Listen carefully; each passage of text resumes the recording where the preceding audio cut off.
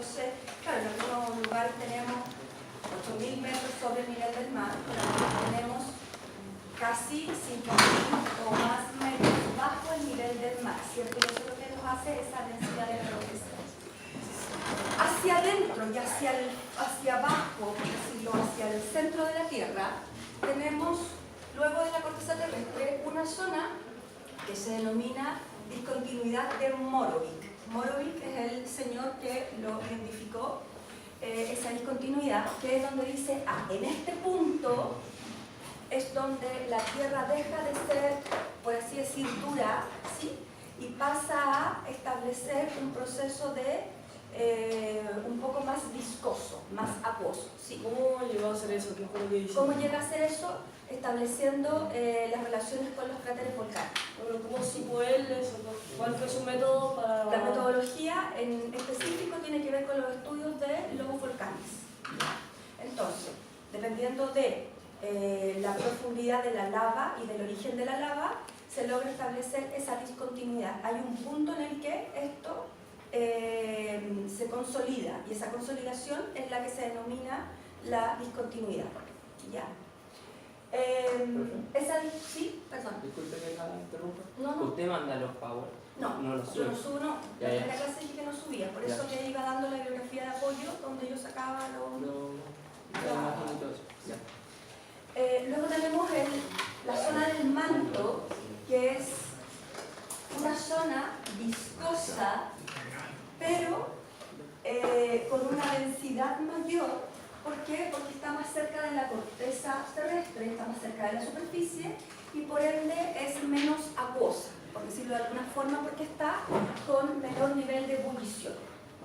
Después del manto, que se puede dividir en dos, ¿cierto? Que nosotros no vamos a entrar en esa subdivisión, tenemos otro proceso de identificación que tiene que ver con la discontinuidad de Gutenberg y que está dado entre una relación entre lo que sería el manto externo e interno y el núcleo interno y externo. Y entre el núcleo interno y externo existe otra discontinuidad del Lehmann. O sea que entre cada una de las capas, por así decir, la Tierra está trabajada en capas, existen niveles de distinción entre cada una de ellas. Mientras más vayamos al centro de la Tierra, mayor va a ser el nivel de viscosidad o de plasticidad que va a tener la corteza terrestre. ¿Por qué? Porque va a estar a mayor temperatura. ¿Sí? Mientras más externo estemos, mayor dureza. ¿Por qué? Porque esa capa que está en ebullición, ¿cierto?, se comienza a enfriar, y si se enfría, se consolida y se consolida como una costra. ¿Sí? Esa costra, dependiendo de los minerales o de los materiales que esté conformado, es más dura o es más blanda. Lo que hablábamos en la clase de ayer de las rocas duras o las rocas blandas. ¿De qué depende la dureza de las rocas? De los minerales, de la química en la cual esté conformada, porque tengo diferentes minerales dentro de este proceso. ¿Ya? Esos minerales, luego, ¿cómo los reflejo yo en el paisaje? Yo veo cordilleras de diferentes colores, ¿no? Más rojiza, más verdosa, más azulosas, etc. Esos son los minerales. Hay montañas que son así como... Justamente. Entonces, cuando yo voy, por ejemplo, al norte del país, veo cordilleras más rojizas. Cuando voy al sur, veo cordilleras no por el contexto vegetacional, sino que por el contexto más de roca, más plomiza o más grisácea, ¿cierto? Eso va a depender del mineral con el que esté constituido. ¿Sí? Eso forma parte de ese proceso. ¿Ya? ¿Eso va a influir en el paisaje? Claro que sí, porque le va a dar color. Le va a dar color a la superficie.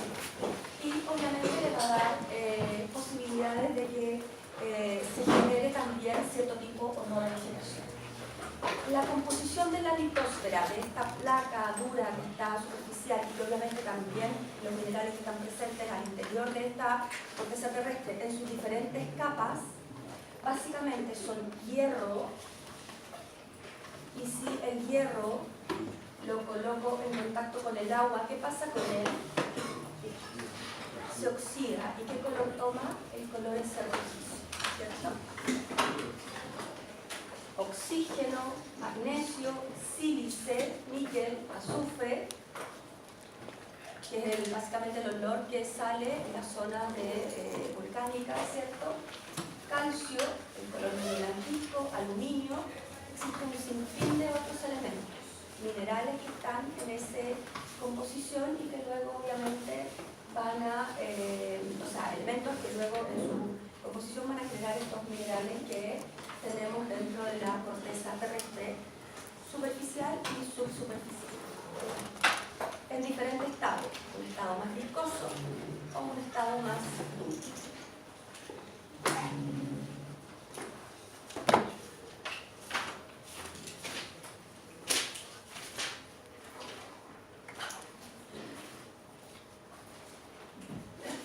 La corteza terrestre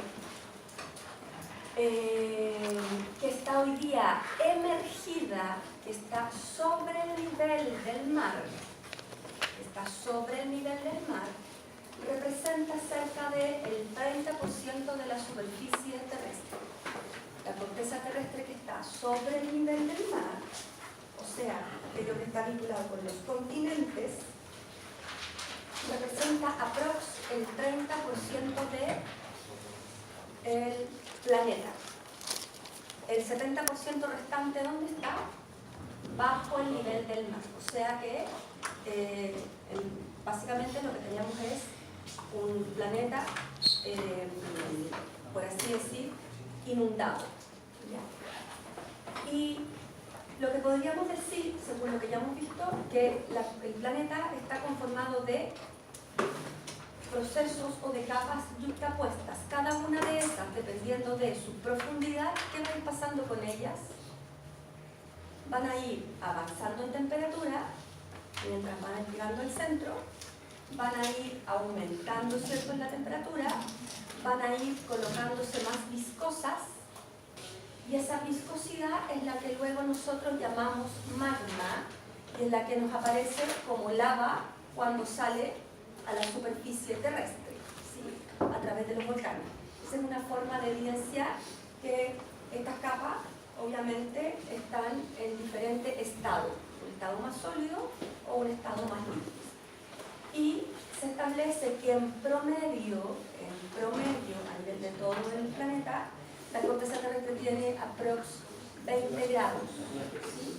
Obviamente esto también va variando, obviamente por el aumento de las temperaturas, también por que no puedo establecer una temperatura para la corteza terrestre igual para el Ecuador que para las zonas de los polos, ¿cierto? Y por ende, eso es un estándar. ¿Sí? Ahí cuando dice un kilómetro guión 30 grados Celsius, ¿a qué se refiere? A que cuando voy en profundidad la temperatura va aumentando. ¿Por qué? Porque nos vamos acercando al centro. Porque nos vamos acercando al centro de la Tierra. Entonces, tú no sé si has entrado a algún pique minero. ¿No? Si tú entras alguna vez a algún pique minero, comienza a aumentar la temperatura. ¿Sí? Y eso tiene que ver con el proceso de, mientras más en profundidad estoy, mayor nivel de temperatura. El ciclón del diablo, por ejemplo, si vas a Lota, tiene que ver con ese proceso. Si entras a alguno de estos piques mineros de profundidad, obviamente aumenta la temperatura. Sí. ¿Qué significa yuxtapuestas? Una capa sobre la otra. Sí. Se refiere que cada kilómetro bajando son 30 gramos. Son 30 grados más.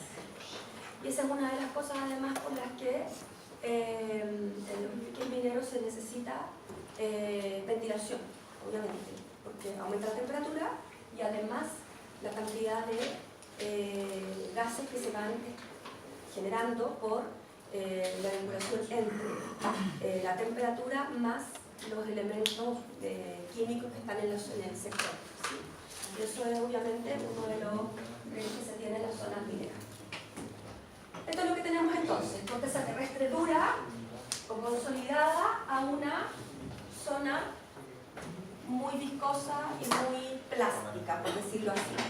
¿En qué puntos de la corteza terrestre esto se puede evidenciar que el interior del centro de la Tierra es plástico o es viscoso?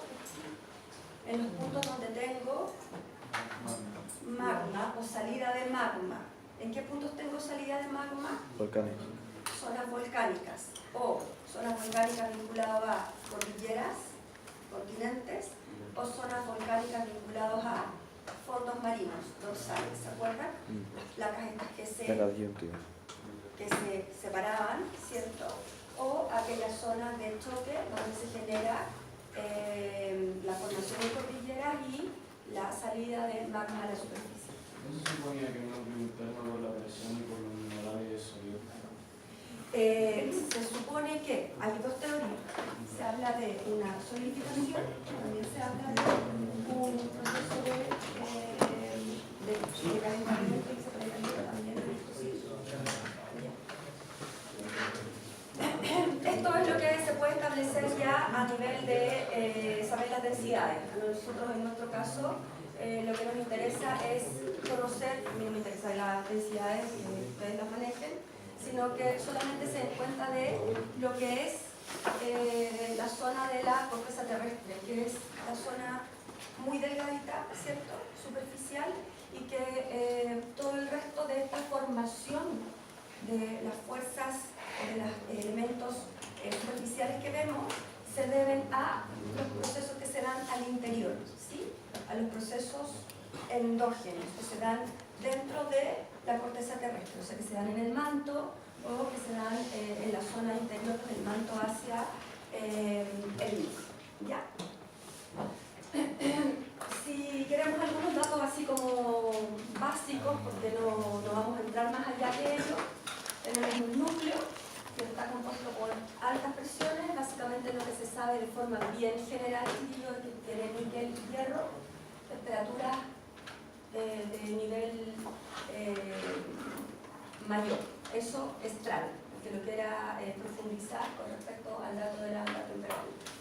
Luego tenemos el manto, que sería la siguiente capa, que es el que rodea al núcleo, y básicamente los minerales están vinculados con sílice, magnesio y hierro, ¿ya?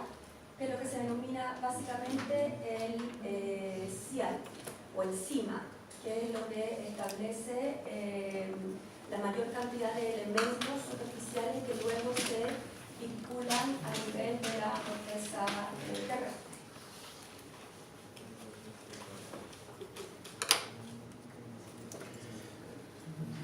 Luego tenemos la siguiente capa. ¿Cuál era? El moho, que era esta discontinuidad, y luego la corteza. Y la corteza terrestre, básicamente, que es la capa superior, separada por una zona rígida que tiene espesores diferenciados, ¿cierto? Espesores diferenciados, y que obviamente se puede trabajar con una zona que tiene mucho sílice y aluminio y otra zona que tiene mucho sílice y magnesio, ¿ya? Entonces, en base a ello, obviamente tenemos unas capas que son las que establecen el contexto del desarrollo del planeta. Y eso es hacia el interior, ¿cierto? Y eso es lo que luego se refleja en esos movimientos que se dan al interior del planeta. Las estructuras que hoy día tenemos superficial, las montañas, forman parte de este proceso. Diga. ¿Cuánto espesor tiene el moho? El moho se establece dependiendo de, algunos hablan de 2 a 5 kilómetros, dependiendo de las diferentes zonas, ¿ya? Para ello, obviamente aparecen teorías, porque esto hay que comenzar a estudiarlo, ¿cierto? Hay que comenzar a trabajarlo. Entonces, los primeros científicos que empezaron a mirar el planeta y a darse cuenta que habían relaciones entre ciertos territorios, que no toda la Tierra está sobre el nivel del mar, que que hay características muy particulares sobre este planeta y que esto va generando paisajes diferenciados, comenzaron a trabajar diferentes teorías, ¿sí? Entonces ahí aparecen algunas teorías que ustedes han escuchado, que han trabajado en el colegio inclusive o han escuchado en la televisión y que tienen que ver con tres teorías que son básicas y que van de la mano, ¿ya? Para entender hoy día la conformación de las montañas, porque tengo montañas en ciertos lugares y no en otros, porque tengo volcanes en ciertos lugares y no en otros, porque Chile hoy día es un país tan montañoso y tan volcánico versus otros países que no tienen volcanes o no tienen montañas, ¿ya? Entonces hicieron esa identificación de montañas a nivel mundial, ¿sí? Se dieron cuenta en qué zonas están. Eso es lo que miraban los estudiosos de los siglos XVIII, XIX, que obviamente no tenían las tecnologías para poder establecer las relaciones ni dataciones obviamente apropiadas, pero que al ojo trataban de dar alguna explicación. Entonces, la primera teoría que se tiene es la teoría de la deriva continental, ¿ya? Y esa teoría de la deriva continental comienza en el siglo XVII, o sea, en el 1620, y que hay algunos especialistas que les interesaba la naturaleza y se daban cuenta que la forma de los continentes,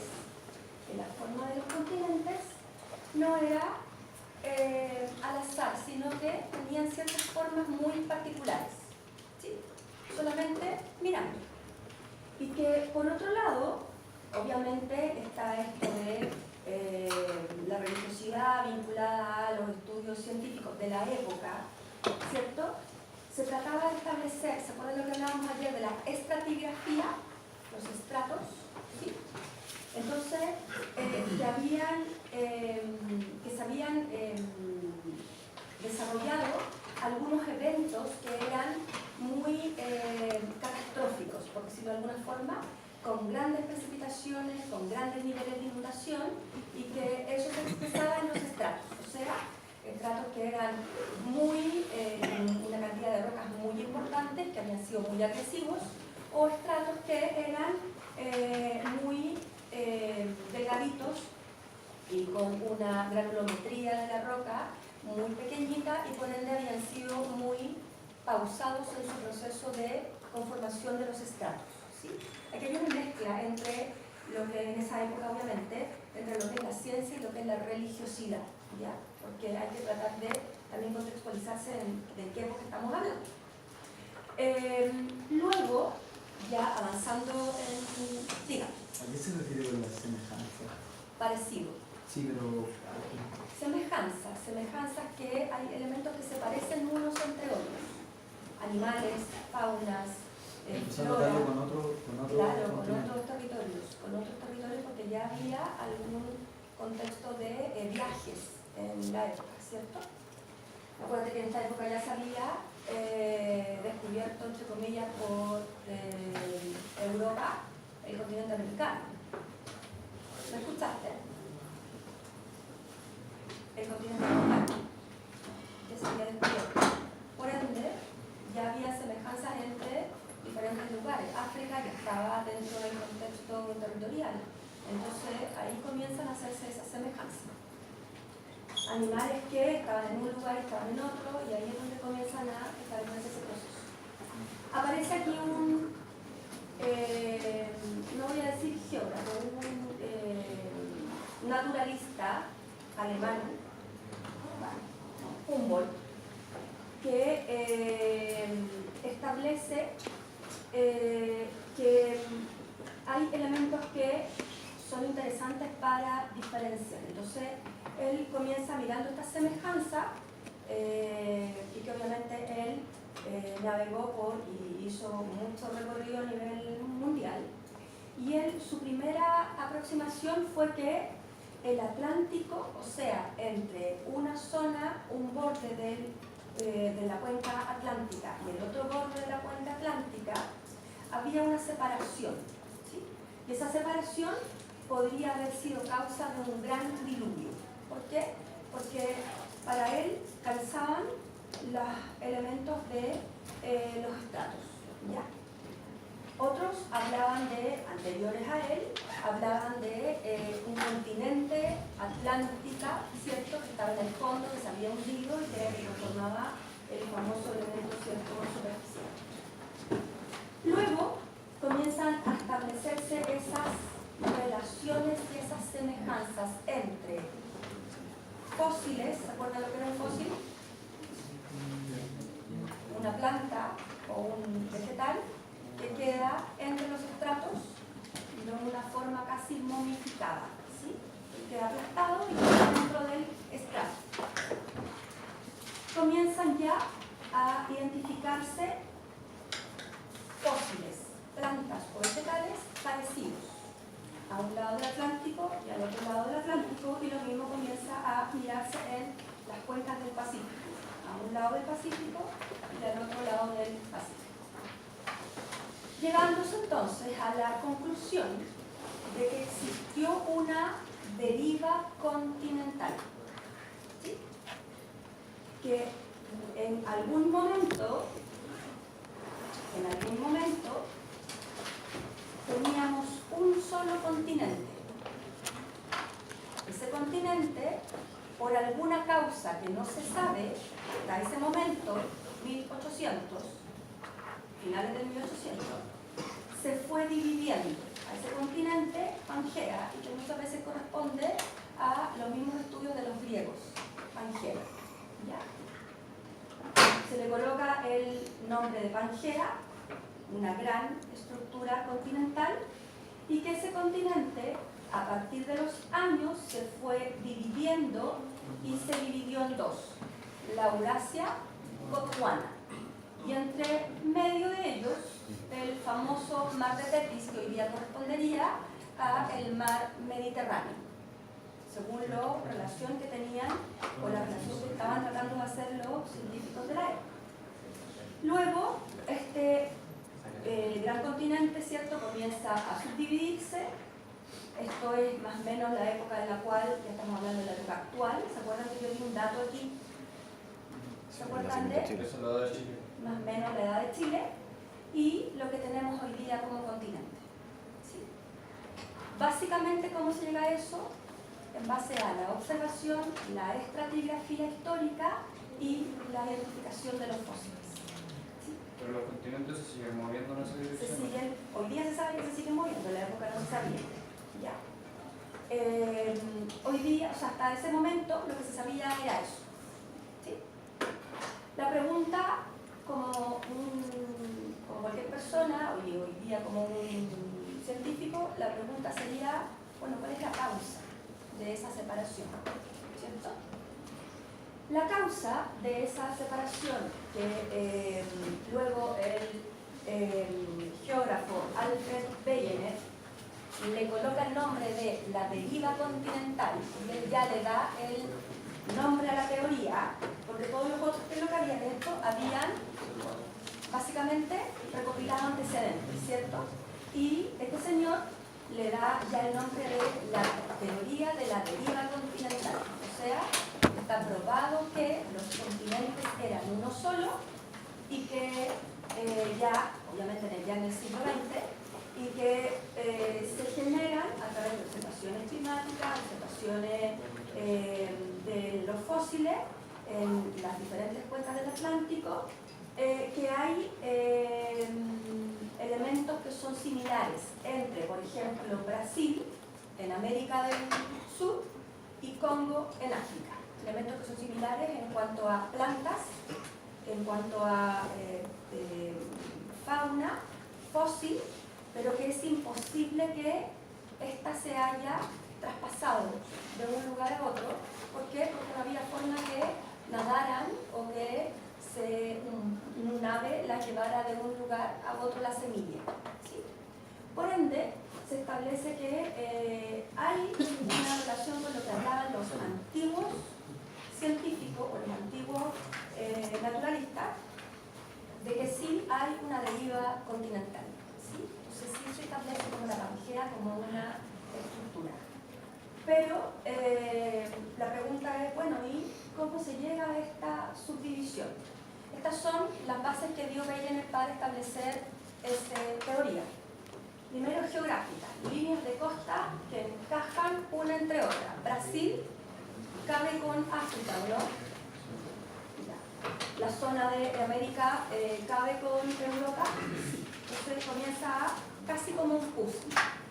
Segundo, restos de glaciares que son similares en Brasil, en el Congo, similares que son en Groenlandia, al otro lado del mundo, y que obviamente reflejan una construcción climática similar para todo el continente, este gran continente, pero que está dividido en, hoy día, dos grandes hemisferios, o sea, muy lejos. Elementos biológicos, restos de animales, y hoy día los paleontólogos que los pueden datar a través del carbono 14 pueden establecer cuál es su fecha, cuál es la datación que se puede identificar.